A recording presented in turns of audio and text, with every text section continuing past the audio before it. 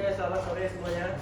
Kali ini kami akan mempresentasikan hasil dari materi kami, dari kelompok kami. Langsung saja tentang perkembangan pendidikan vokasi di Singapura.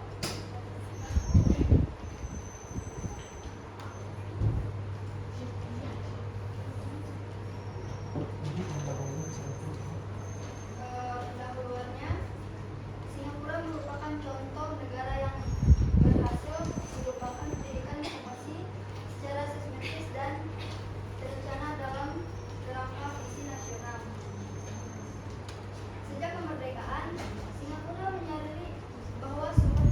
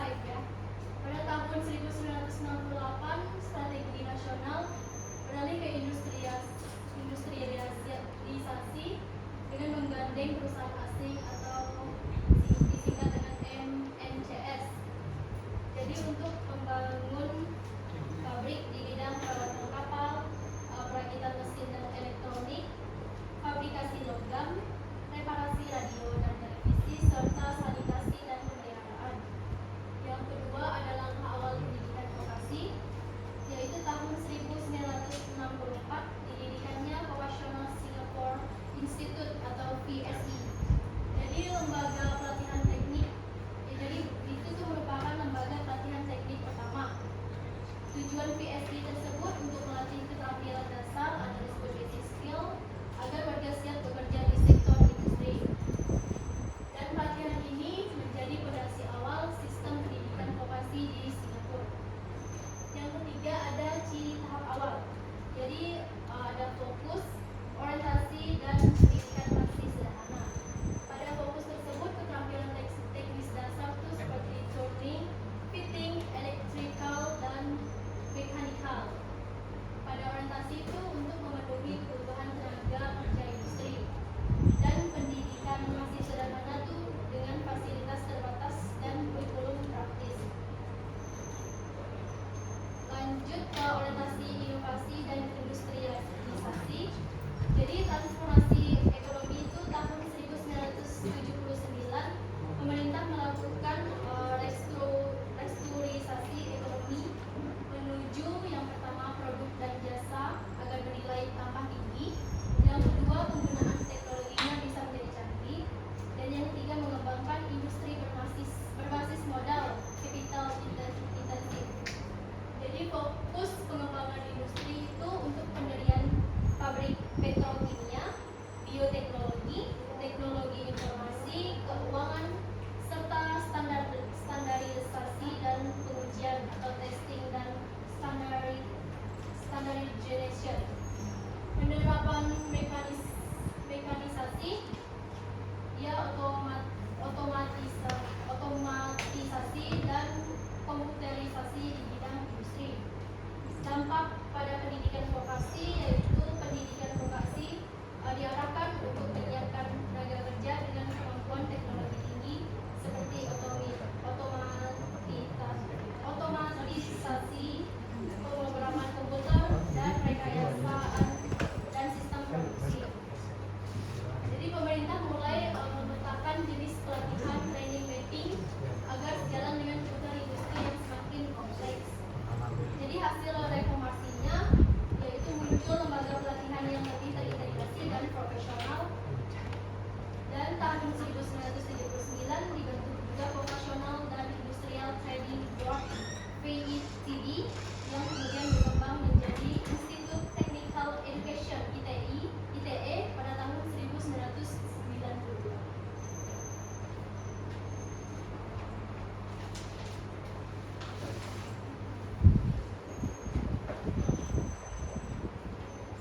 Lanjut ke industrialisasi global.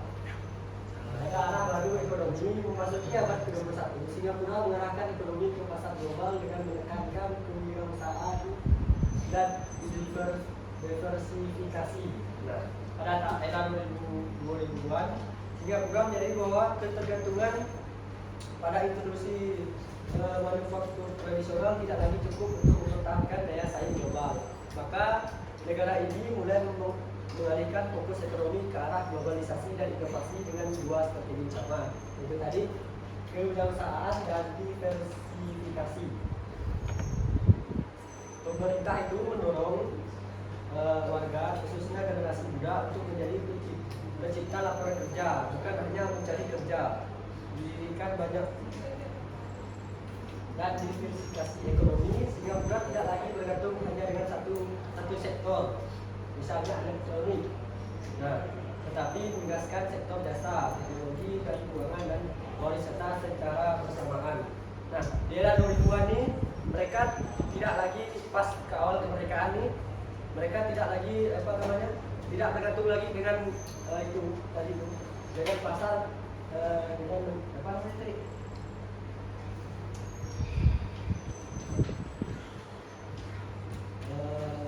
Tidak bergantung pada industri manufaktur tradisional. Jadi mereka nih sudah tidak main di dalam negeri aja. Jadi mereka ini mesti belajar sama itu dan mencari yang lain lagi. Jadi tidak ada di dalam negeri, mungkin dari luar negeri juga mereka belajar. Soalnya kalau kita tadi sejarah, Singapura ini bisa dikatakan negara merdeka yang masih baru-baru pada waktu itu. Nah, jadi mereka ini pas awal-awal kemerdekaan belajar tentang vokasi itu. Terus penguatan sektor teknologi tinggi dan jasa. Pemerintah memperkuat industri. Yang pertama itu teknologi informasi dan komunikasi atau ICT. Nah, Singapura menjadi pusat digital ASEAN besar akibat itu data center, dan pengembangan smart city.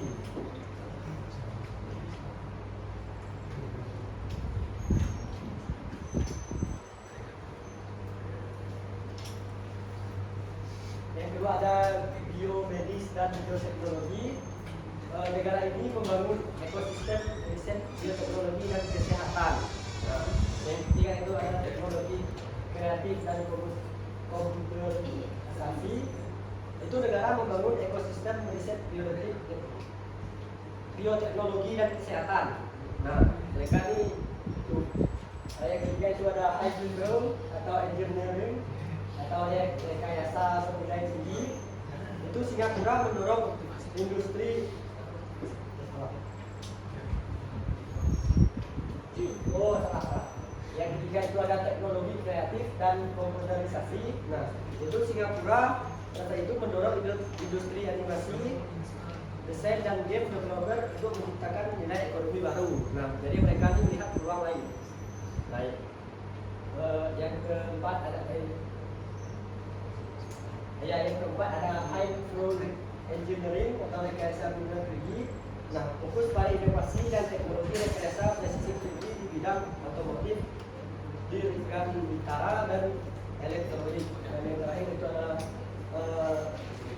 restoran dan pariwisata modern. Sektor pariwisata dibuat oleh eksekutif dan tujuan tinggi dengan menggabungkan hiburan budaya. Jadi industri yang mereka anut ini sudah tidak lagi menggunakan industri itu tradisional. Jadi mereka ini melihat peluang lain untuk membangun negara mereka ini supaya lebih maju. Nah itu tadi yang pertama itu teknologi informasi sampai ke serta. Mereka ini melihat peluang lain supaya agar negara mereka itu berkembang. Karena Singapura pas awal mereka itu bisa dilihat itu sebagai negara termiskin yang sampai sekarang mereka sudah jadi negara terkaya. Bisa dibilang dengan negara yang sangat kaya. Nah, lanjut muncul integrasi antara pendidikan vokasi dengan sektor jasa dan industri global. Kebijakan abad 21. Yang pertama itu Kementerian Pendidikan merumuskan 4 kompetensi utama lulusan. Nah, mereka ini harus ada 4 kompetensi utama untuk lulus. Nah, yang pertama itu adalah kemampuan berpikir kritis dan kreatif. Yang kedua, kemampuan komunikasi dan kolaborasi. Yang ketiga itu integrasi digital dan teknologi. Yang keempat ada etika kerja dan tanggung jawab sosial. Kita jelaskan secara satu-satu. Harapannya pemerintah nih dengan lulusan 4 kompetensi utama nih, yang pertama itu adalah kemampuan berpikir kritis dan kreatif. Nah, warganya itu pemerintah mengharapkan warganya bisa fokus pada harus mampu menganalisis masalah, menemukan solusi inovatif dan beradaptasi dengan perubahan teknologi. Jadi pemerintah itu menekankan supaya rakyatnya itu bisa berpikir kritis dan kreatif. Yang kedua itu adalah kemampuan komunikasi dan kolaborasi. Pemerintahnya menekankan warganya untuk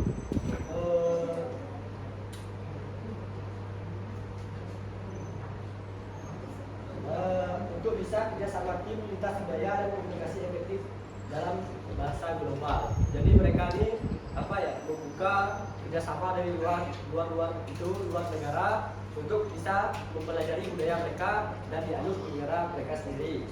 Terus yang ketiga itu adalah generasi digital dan teknologi.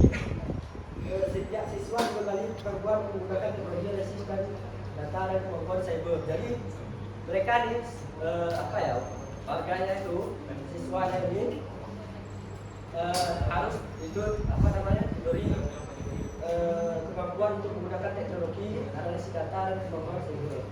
Yang terakhir itu ada etika kerjasama dan tanggung jawab sosial. Lanjut. Oh ya, semua diarahkan agar lulusan siap menghadapi pasar kerja global. Nah, ini lesson dan learning. Ini apa yang bisa kita pelajari dari negara ini.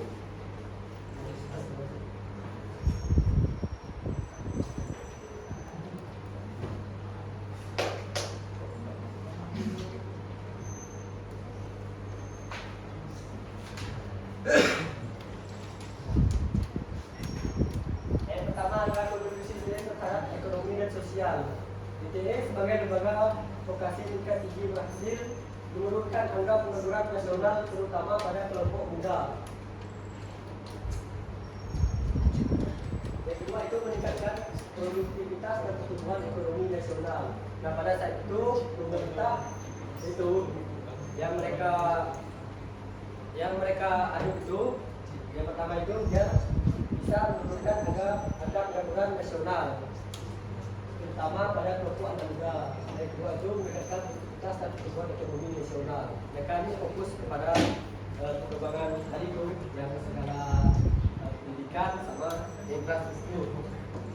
Nah, menurut OECD 2012, tingkat pengangguran kaum muda Singapura merupakan yang terendah di antara negara maju lainnya.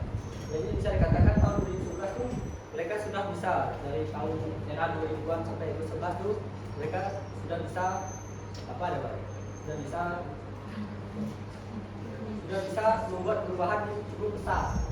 Nah, dampak nyata pendidikan vokasi itu dari tahun 1973 sampai 2017, ITE berhasil meluluskan lebih dari 350.000 orang yang bekerja di berbagai bidang industri, manufaktur dan elektronik, layanan dan teknologi. Nah, ini menunjukkan pendidikan vokasi benar-benar memberikan dampak ekonomi nyata bagi negara. Yang ketiga itu adalah inovasi kurikulum. Menurut POM 2011, ITE 2012, ITE terus memperbarui kurikulumnya dengan menambahkan program keahlian baru sesuai perkembangan industri global, misalnya teknologi digital, rekayasa biometris, dan desain kreatif. Dan terakhir ada pelajaran yang bisa dipetik kebijakan pemerintah yang bersifat visioner. Yang kedua itu ada kepaduan antara pendidikan dan dunia industri. Yang ketiga perubahan citra pendidikan vokasi dan sekedar pilihan kedua menjadi jalur karir prestasi. Ya, prestisius. Yang keempat adalah pembuatan budaya belajar seumur hidup atau lifelong learning. Yang terakhir itu adalah fleksibilitas sistem untuk mengikuti perubahan global. Begitulah presentasi yang bisa kami sampaikan. Kita masuk ke sesi tanya jawab dan diskusi. Kami buka penanya untuk kelompok 6. Silakan bertanya.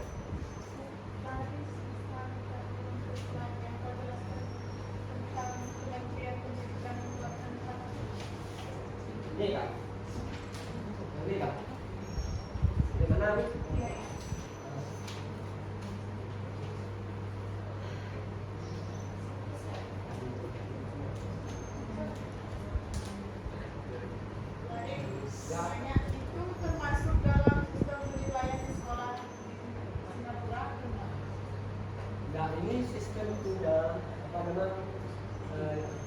Yang ini tadi bukan pemerintah buat industri. Nah, ini kan masuk ke industri mereka tuh.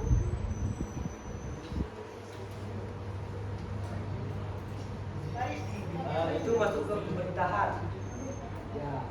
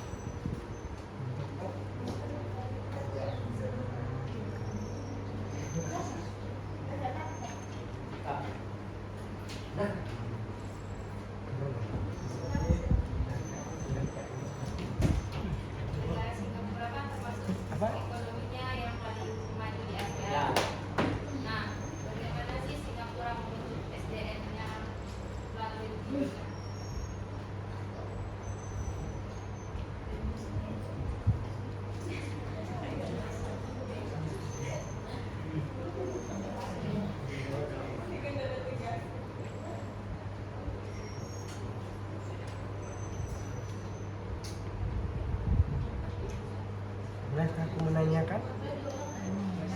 Hah? Siapa yang nanya? Kau nanya.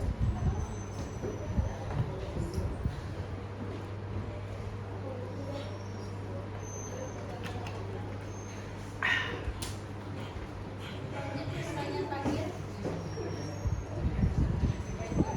Reno?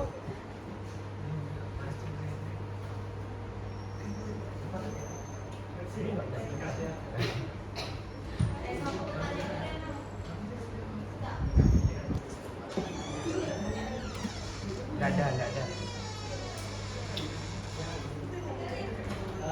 Kami ingin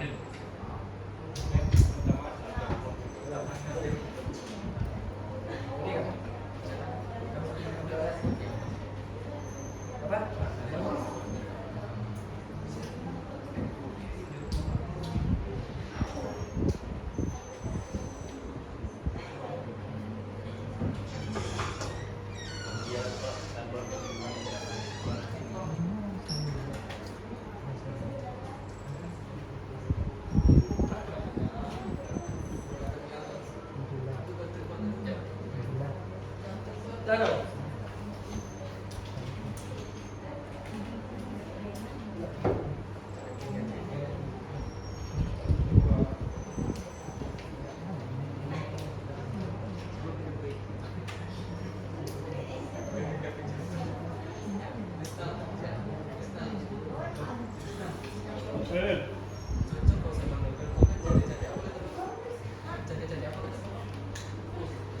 Apa tujuan dari orientasi inovasi dan industri?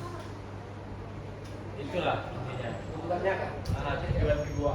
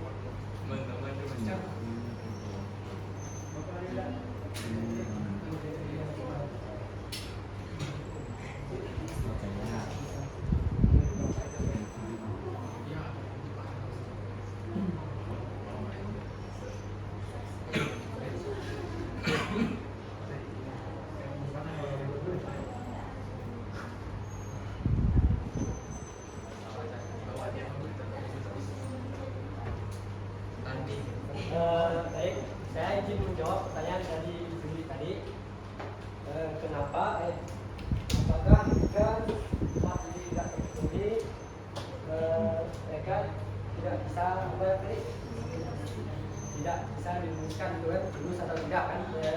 Nah, jawabannya jelas tidak, karena sistem pendidikan di Singapura itu mereka itu menuntut itu apa namanya pelajar mereka itu agar itu yang pertama ya mereka itu bisa mengikuti supaya itu dari supaya agar pas mereka dan lulus tadi itu mereka bisa menghadapi pasar kerja global dan mereka ini mainnya internasional biar mereka ini bisa bersaing itu Pak. Makanya ini harus empat ini harus harus dipahami benar-benar supaya bisa lulus itu. Lanjut ya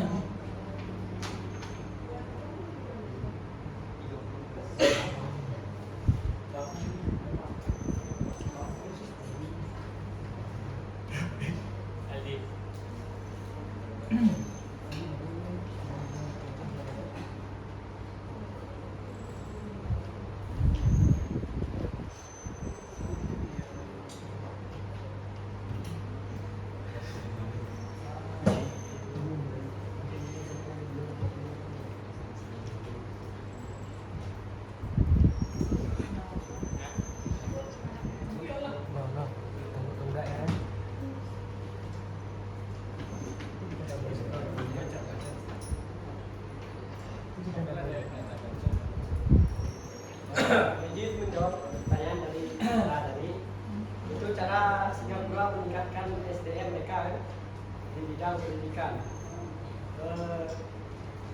Pertama itu mereka itu apa ya? Mereka ini meningkatkan kualitas SDM-nya melalui pendidikan dengan cara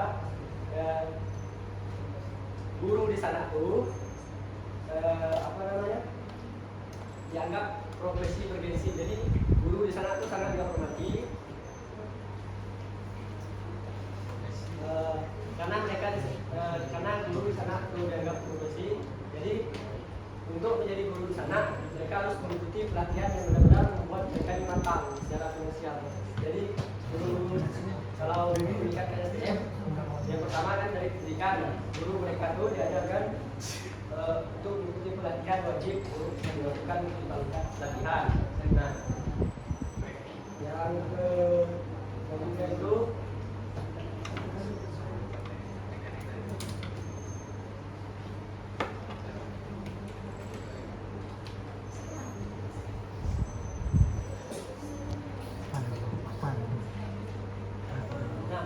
yang selanjutnya itu kurikulum punya mereka ini yaitu punya kurikulum berbasis keterampilan. Nah, di mana di sana mereka itu tidak diajarkan cuma teori saja. Jadi mereka ini itu juga apa namanya dituntut untuk berpikir kritis dan berkomunikasi kerjasama tim, dan kreativitas mereka itu harus dituntut untuk membangun karakter mereka. Nah, pertanyaannya itu ya gimana sih bisa mereka tuh SDM mereka tinggi? Ya karena ini mereka ya melakukannya dari awal kemerdekaan mereka sampai dilakukan sampai sekarang. Makanya SDM mereka tuh tinggi gitu. Terus pendidikan karakter dan disiplin. Nah ini yang penting nih. Karena sejak SD siswa di sana tuh dibiasakan disiplin, jujur dan tanggung jawab. Jadi sejak SD mereka sudah diajarkan untuk membentuk karakter mereka. Nah, ini membuat SDM di Singapura sana itu tinggi. Nah, yang selanjutnya itu lagi selanjutnya ada kolaborasi antar sekolah dan dunia kerja. Nah, ini tadi yang penting siswa mereka di sana tuh tidak cuma itu buatkan untuk materi. Jadi mereka ini nanti mungkin langsung terjun ke lapangan untuk mengikuti pelatihan kerja itu untuk membentuk karakter mereka supaya mereka ini sudah siap bersaing di dunia pekerjaan. Cukup atau lebih?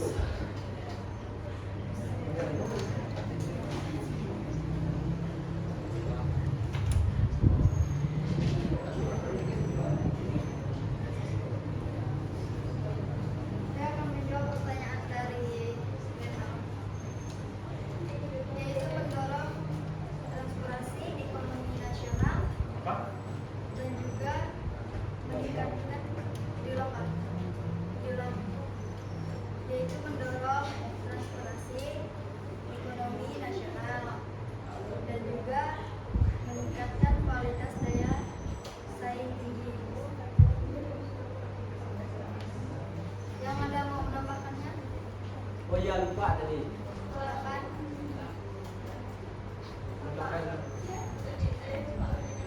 Ya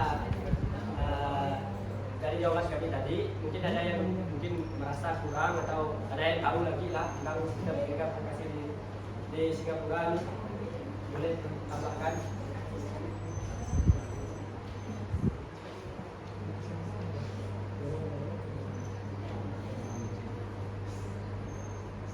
Tidak ada kan?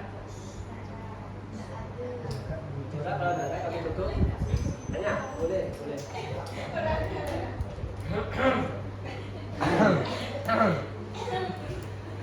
Oke, tanya kan? Oke, kami tutup presentasi kami pagi hari sore hari ini. Kurang dan lebihnya kami mohon maaf jika ada tutur kata yang salah. Mungkin bisa dibangkiti karena kesempurnaan hanya milik Tuhan.